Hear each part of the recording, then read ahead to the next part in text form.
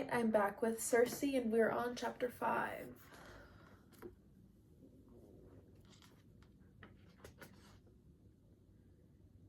Come, I said. It was midday and hot, the earth crumbling beneath our feet. It is very close, a perfect sleeping spot to ease your weary bones. Glaucus followed sullenly. He was always ill-tempered when the sun was high. I do not like to be so far from my boat. Your boat will be safe, I promise it. Look, we are here. Are not these flowers worth the walk? They are beautiful, palest yellow and shaped like bells. I coaxed him down among the crowding blossoms. I had brought water and a basket of food. I was aware of my father's eye above us. A picnic, I meant it to appear, if he should glance our way. I could not be sure what my grandmother might have said to him. I served Glaucus and watched while he ate. What would he look like as a god, I wondered. A little distance away grew a forest, its shade thick enough to hide us from my father's eyes. When he was changed, I would pull him there and show him that my oath did not hold us any more. I set a cushion on the ground. Lie back, I said, sleep. Won't it be nice to sleep? I have a headache, he complained, and the sun is in my eyes. I brushed back his hair and moved so I blocked the sun. He sighed then. He was always tired, and in a moment his eyes were dragging closed. I stirred the flowers so they lay against him. Now, I thought. Now. He slept on as I had seen him sleep 100 times. In my fantasies of this moment, the flowers had changed him at a touch. Their immortal blood leapt into his veins, and he rose up a god, took my hands and said, "Now I may thank you as you deserve." I stirred the flowers again. I plucked some and dropped them on his chest. I blew out my breath so the scent and pollen would drift over him. "Change," I whispered. "He must be a god. Change." He slept. The flowers hung lank around us, wan and fragile as moth wings. A line of acid was tracing through my stomach. Maybe I had not found the right ones, I told myself. I should have come to scout ahead, but I had been too eager. I rose and walked the hillside, searching for some crimson clutch of blooms, vivid, leaking, obvious power. But all I found were common blossoms that any hill might have. I crumpled beside Glaucus and wept. The tears of those of Naiad blood can flow for eternity, and I thought it might take an eternity to speak all my grief. I had failed. Aeetes had been wrong. There were no herbs of power, and Glaucus would be lost to me forever, his sweet, perishing beauty withered into earth. Overhead, my father slipped along his truck. Those soft, foolish flowers bobbed around us on their stems. I hated them. I seized a handful and ripped it up by the roots. I tore the petals. I broke the stems to pieces. The damp shreds stuck to my hands and the sap bled across my skin. The scent rose raw and wild, acidic as old wine. I tore up another handful, my hands sticky and hot. In my ears was a dark humming like a hive. It is hard to describe what happened next. A knowledge woke in the depths of my blood. It whispered that the strength of those flowers lay in their sap, which could transform any creature to its truest self. I did not stop to question. The sun had passed the horizon by then. Glaucus's lips had fallen open as he dreamed, and I lifted a handful of flowers over him, squeezing. The sap leaked and gathered. Drop by milky drop, I let it fall into his mouth. A stray bead landed on his lips, and I slid it onto his tongue with my finger. He coughed. "Your truest self," I told him. "Let it be." I crouched, another handful ready. I would squeeze the whole field into him if I had to. But even as I thought that, a shadow moved across his skin. It darkened as I watched. Past brown it went, past purple, spreading like a bruise until his whole body was deepest sea blue. His hands were swelling, his legs, his shoulders, hairs began to push out from his chin, long and copper green. Where his tunic gaped, I could see blisters forming on his chest. I stared. They were barnacles. "Glaucus," I whispered. His arm was strange beneath my fingers, hard and thick and slightly cool. I shook it. "Wake up." His eyes opened. For the passing of one breath, he did not move. Then he leapt to his feet, towering like a storm surge, the sea god he had always been. "Circe," he cried, "I am changed." There was no time to go to the forest, no time to draw him to me on the moss. He was wild with his new strength, snorting like a bull in spring air. "Look," he said, holding out his hands, "no scabs, no scars, and I am not tired. For the first time in all my life, I am not tired. I could swim the whole ocean. I want to see myself. How do I look?" "Like a god," I said. He seized me by the arms and spun me, white teeth shining in his blue face. Then he stopped, a new thought dawning.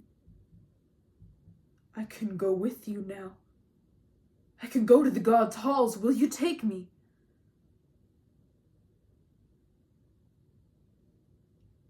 I could not tell him no. I brought him to my grandmother. My hands trembled a little, but the lies were ready on my lips. He had fallen asleep in the meadow and woken like this. Perhaps my wish to turn him immortal was a kind of prophecy. It is not unknown in my father's children. She scarcely listened. She suspected nothing. No one had ever suspected me. "Brother," she cried, embracing him, "newest brother. This is an act of the fates. You are welcome here until you find a palace of your own."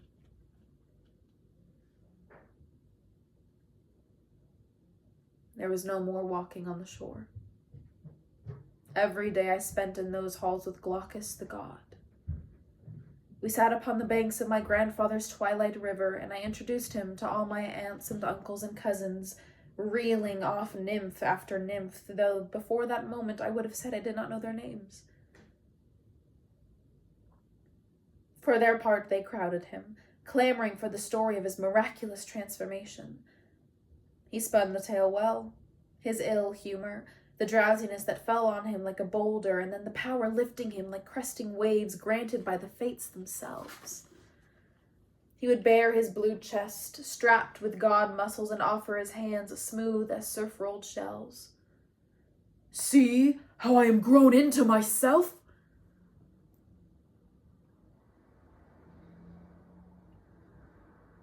I loved his face in those moments, glowing with power and joy. My chest swelled with his. I longed to tell him that it was I who had given him such a gift, but I saw how it pleased him to believe his godhead wholly his own, and I did not want to take that from him. I still dreamed of lying with him in those dark woods, but I had begun to think beyond that, to say to myself new words. Marriage. Husband.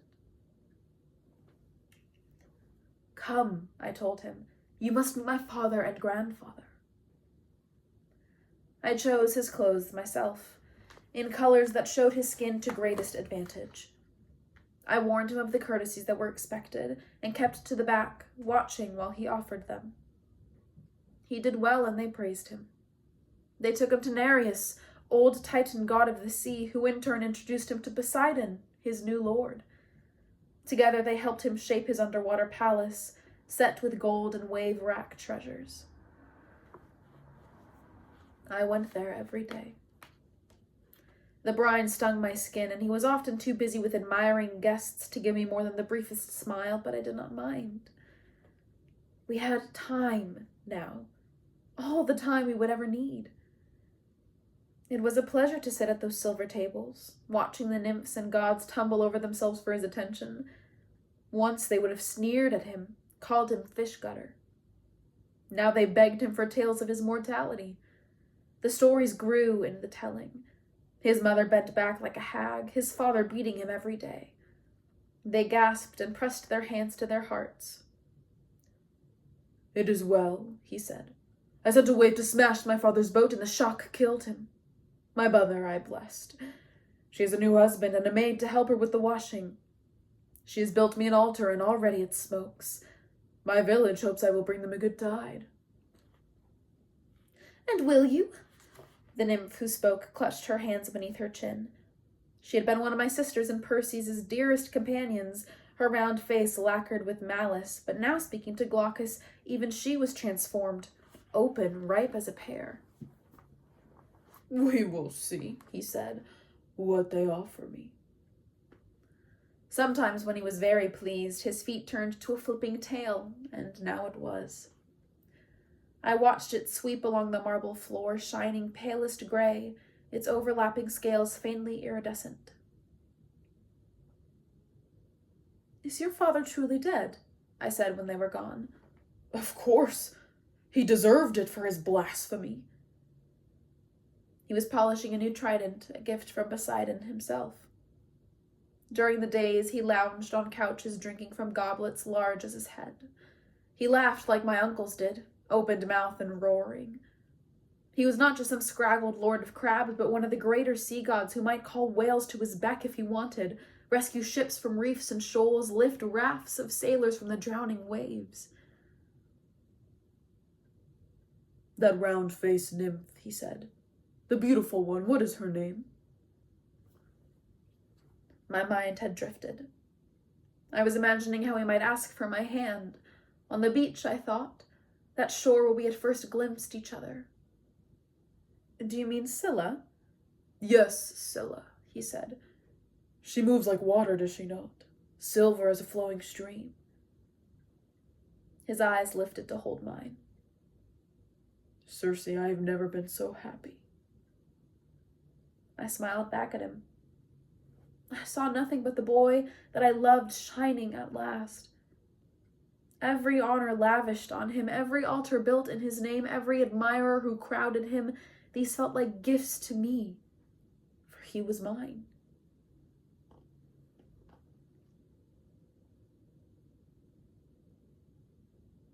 I began to see that nymph Scylla everywhere. Here she was laughing at some jest of Glaucus's. Here she was touching her hand to her throat and shaking out her hair. She was very beautiful, it was true, one of the jewels of our halls. The river gods and nymphs sighed over her, and she liked to raise their hopes with a look and break them with another. When she moved, she clattered faintly from the 1,000 presents they pressed on her, bracelets of coral, pearls about her neck in strings. She sat beside me and showed them to me one by one. "Lovely," I said, scarcely looking. Yet there she was again at the next feast, her jewels doubled, trebled, enough to sink a fishing boat. I think now she must have been furious that it took me so long to understand. By then she was holding her pearls big as apples up to my face. "Are they not the greatest marvel you have ever seen?" The truth is, I had begun to wonder if she was in love with me. "They are very fine," I said faintly. At last, she had to set her teeth and say it straight. "Glaucus says he will empty the sea of them if it would please me." We were in Oceanus's hall, the air sickly with incense. I started. "Those are from Glaucus?" Oh, the joy on her face. "All of them are. You mean you've not heard? I thought you would be the first to know you are so close. But perhaps you are not the friend that you think you are to him?" She waited, watching me. I was aware of other faces too, giddily breathless. Such fights were more precious than gold in our halls. She smiled. "Glaucus asked me to marry him. I have not decided yet what I will say. What is your counsel, Circe? Should I take him, blue skin, flippers and all? The naiads laughed like 1,000 splashing fountains. I fled so she would not see my tears and wear them as another of her trophies. My father was with my river uncle, Achilles, and frowned to be interrupted. What? I want to marry Glaucus. Will you allow it? He laughed. Glaucus? He has his pick. I do not think it will be you. A shock ran through me. I did not stop to brush my hair or change my dress. Every moment felt like a drop of my blood lost. I ran to Glaucus's palace. He was away at some other god's hall, so I waited, trembling amid his overturned goblets, the wine-soaked cushions from his latest feast. He came at last. With one flick of his hand, the mess was gone, and the floors gleamed again. Circe, he said when he saw me. Just that, as if you might say, foot. Do you mean to marry Scylla? I watched the light sweep across his face. Is she not the most perfect creature you have ever seen? Her ankles are so small and delicate, like the sweetest doe in the forest. The river gods are enraged that she favors me, and I hear even Apollo is jealous. I was sorry, then, that I had not used those tricks of hair and eyes and lips that all our kind have. Glaucus, I said, she is beautiful, yet she does not deserve you. She is cruel, and she does not love you as you might be loved.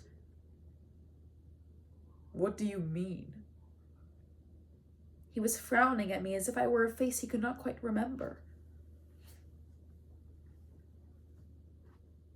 I tried to think of what my sister would do. I stepped to him, trailed my fingers on his arm. I mean, I know one who will love you better. Who? He said, but I could see him start to understand. His hands lifted as though to ward me off. He who was a towering god. You have been a sister to me, he said. I would be more, I said. I would be all. I pressed my lips to his. He pushed me from him. His face was caught, half in anger, half in a sort of fear. He looked almost like his old self. I have loved you since that first day I saw you sailing, I said. Scylla laughs at your fins and green beard, but I cherished you when there were fish guts on your hands and you wept from your father's cruelty. I helped you when— No! He slashed his hand through the air. I will not think on those days. Every hour some new bruise upon me, some new ache, always weary, always burdened and weak. I sit at councils with your father now. I do not have to beg for every scrap. Nymphs clamor for me, and I may choose the best among them, which is Scylla.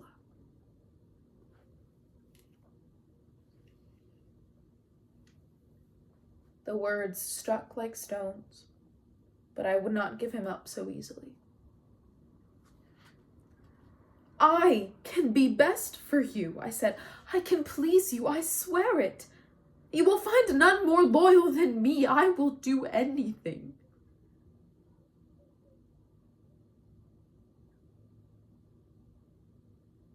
I do think he loved me a little. For before I could say the 1,000 humiliating things in my heart, all the proofs of passion I had hoarded, the crawling devotions I would do, I felt his power come around me. And with that same flick he had used upon the cushions, he sent me back to my rooms.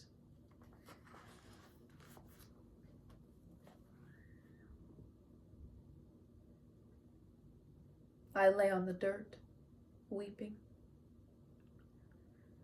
Those flowers had made him his true being, which was blue and finned and not mine. I thought I would die of such pain, which was not like the sinking numbness Aeetes had left behind, but sharp and fierce as a blade through my chest. but of course I could not die. I would live on through each scalding moment to the next. This is the grief that makes our kind choose to be stones and trees rather than flesh.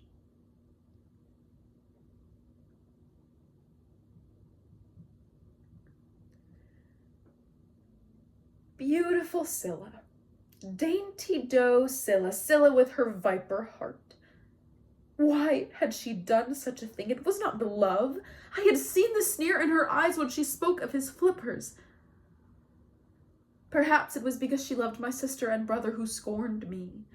Perhaps it was because her father was a nothing river and her mother a shark-faced sea nymph, and she liked the thought of taking something from the daughter of the sun.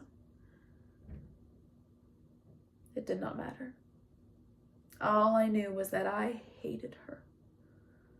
For I was like any dull ass who had ever loved someone who loved another. I thought, if only she were gone, it would change everything.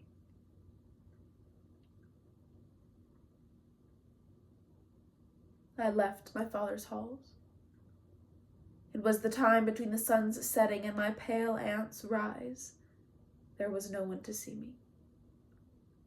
I gathered those flowers of true being and brought them to the cove where it was said Scylla bathed each day.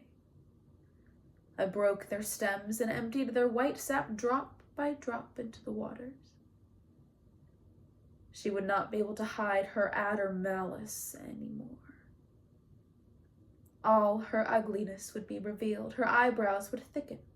Her hair would turn dull, and her nose would grow long and snouted. The halls would echo with her furious screams, and the great gods would come to whip me, but I would welcome them. For every lash upon my skin would be only further proof to Glaucus of my love. And that's the end of chapter 5.